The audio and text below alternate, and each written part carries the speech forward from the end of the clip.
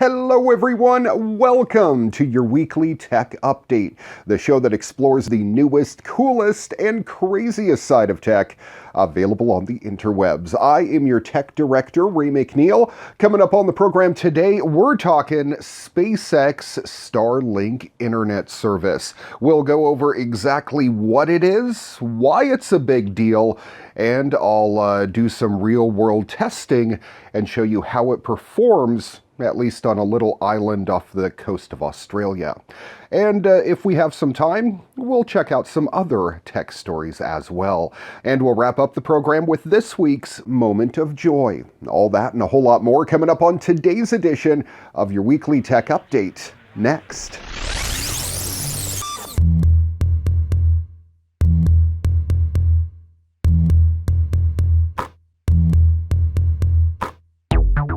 SpaceX Starlink internet service is another business venture from CEO Elon Musk.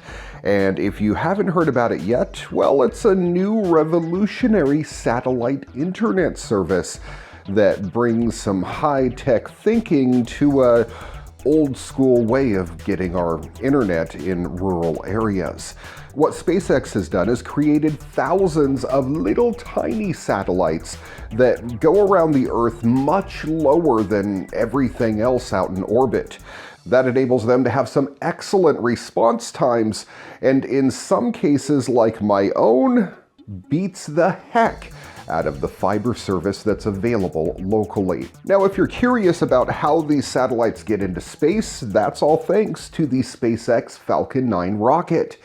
At this point in their business, they are shooting up a rocket once every week, 2 or 3, and there are paying customers aboard that are paying SpaceX to deploy their own satellites and their own payloads into space or deliver supplies to the International Space Station.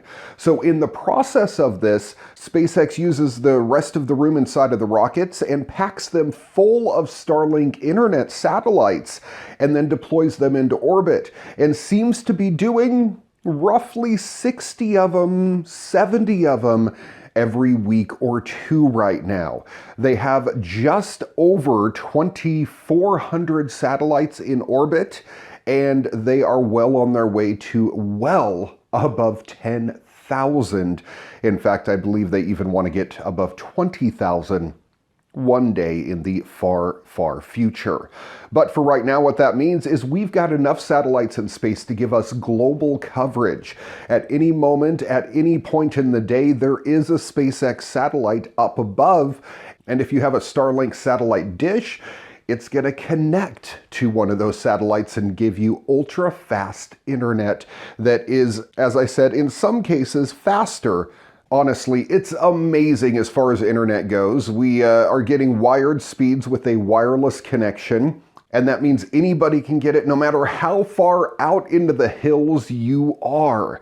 And they're also working on making it mobile too, meaning that you might be able to put it on your RV, put it on an airplane, put it on a boat, and still get fiber-like speeds, even if you're in the middle of the ocean.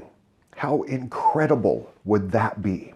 If you want to see how they launch Starlink internet satellites into space, head on over to SpaceX's YouTube channel.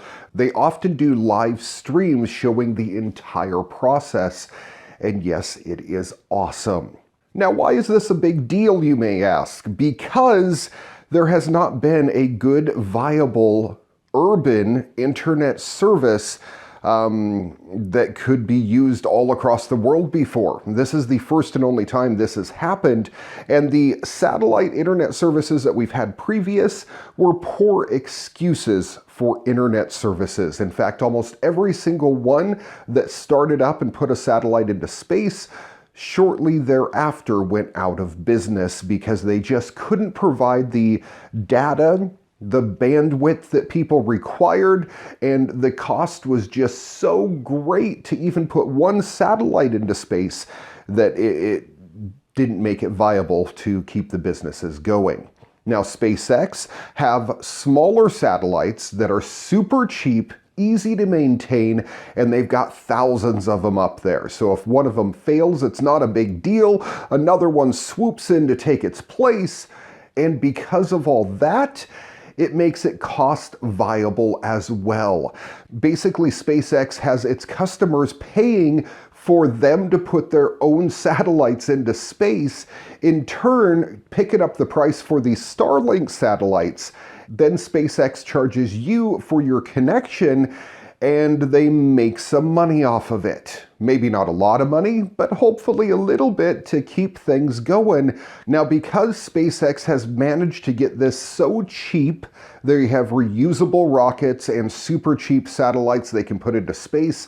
That means they can charge a fair price, give you unlimited data, and seemingly as much data as they can shoot down to your particular location, which is awesome.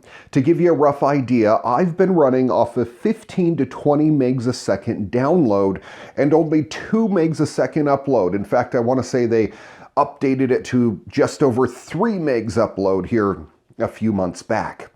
That's the fastest I have got since we moved to Australia. When I was in Wenatchee, we had 100 megabit per second internet connection. Now on Starlink, oh boy, I have got up to 260 megs a second so far. And from what Elon Musk says, he's hoping to provide up to gig speeds within the next year-ish. Here's hoping. So if speeds continue to go up, we've got a fair price that here in Australia is about $109 a month. In America, I think it's right at $99 a month. And that makes it a viable option for everybody to use everywhere in the world, even rural locations. And that means everybody can finally get high-speed, reliable internet service. And there are some people in the world that have never had such a thing. You know, Sky-Fi from Localtel, they do a very similar thing, but instead of using satellites, they use tall towers that beam internet from tower to tower all over Douglas County and Chelan County, and I'm guessing even farther now as well. This is the same type of thing, but it doesn't require all of these towers around to beam you the internet. It requires just a bunch of satellites way up in the atmosphere. And that, for a sci-fi fan, is absolutely fascinating. I do have to say a heartfelt thank you to Elon Musk and SpaceX for coming up with this technology and saving me from the horrendous internet we have here in Australia.